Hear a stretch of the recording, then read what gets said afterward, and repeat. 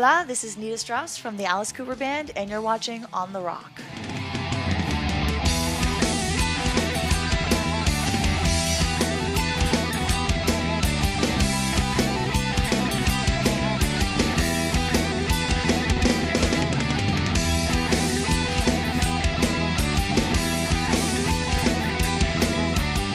Bienvenidos a un nuevo capítulo de On The Rock. Me encuentro en el backstage del Teatro Nescafé de las Artes para conversar con Nita Strauss, guitarrista de Alice Cooper, quien hoy día nos va a estar ofreciendo una clínica. Nita, welcome to On The Rock. This is your first time in Chile. How are you feeling? I love it. I love it here. Chile has been amazing. The food is great. The people have been awesome, and I can't wait for the clinic tonight. Tell me something. When did you start playing the guitar? I started at age 13. I grew up in LA, and it's a very, very competitive music scene. So I had to get good fast. Otherwise you get ignored in LA. So it was a very, very quick journey, very quick beginning of the journey for me. Can you name your main influences? Well, Steve Vai, of course, was the reason I started playing guitar. And then from there I got into Satriani, Marty Friedman, Jason Becker, Dream Theater, all the shred stuff. I was always a shred kid. Tell me something, since when you joined Alice Cooper, I believe in 2014? Yes, that's right. Tell me how's been the experience so far for you? Oh, it's been really amazing. Playing with Alice is a dream come true. He's really a true professional and a great person to learn from. He's very, very humble, very cool with fans. It's been a great, great experience. And of course, the guy is crazy on stage. He never gets tired. I'm younger than him, and I get more tired than he does, I think. How could you define Alice Cooper in your own words? I always was a fan of Alice Cooper's, but I got a new appreciation for his music playing in his band. It's really amazing to see how his music transcends age. We have fans in their 50s, 60s, and then we have young fans, that are 10 years old wearing the makeup and singing all the words of the songs. So it's great to see music like his, great classic rock that's just timeless. You play also in a tribute band. Can you tell me a little bit about that?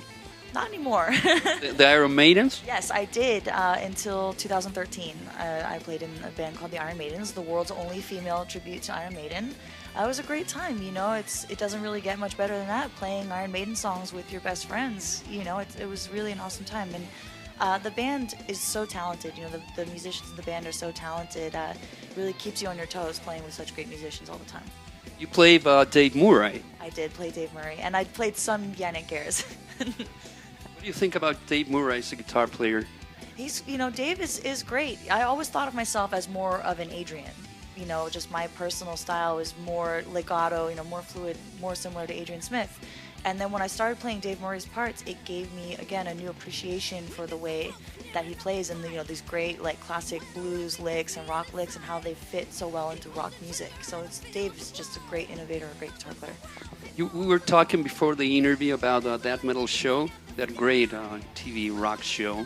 You were telling me that you shared the set with Mark Farner. We had the opportunity to interview Mark a couple of years ago.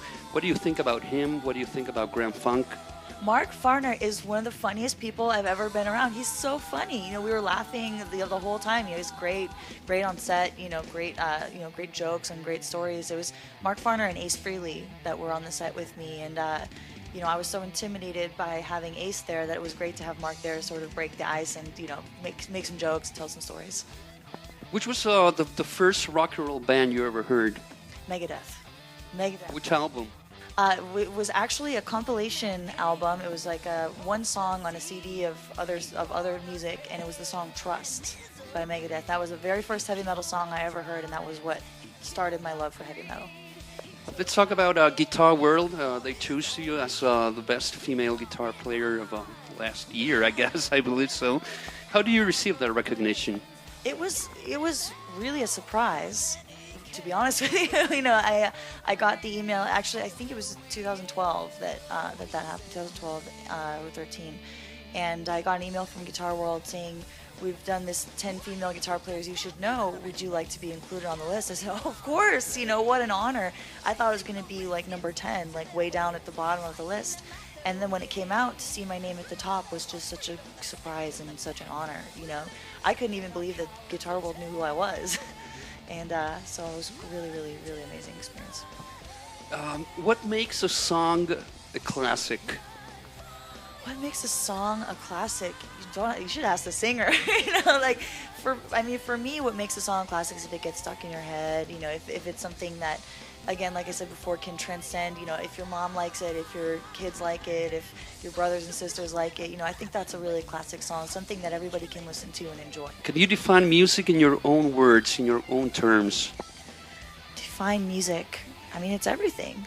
What do we have? You know, for people like me that maybe, you know, we're not as good as expressing ourselves with words. This is how I communicate. You know, without music, I wouldn't be able to say what I need to say. You know, and it's the best tool, the best way to communicate, and the best way to understand each other. I think it's like a universal language, music.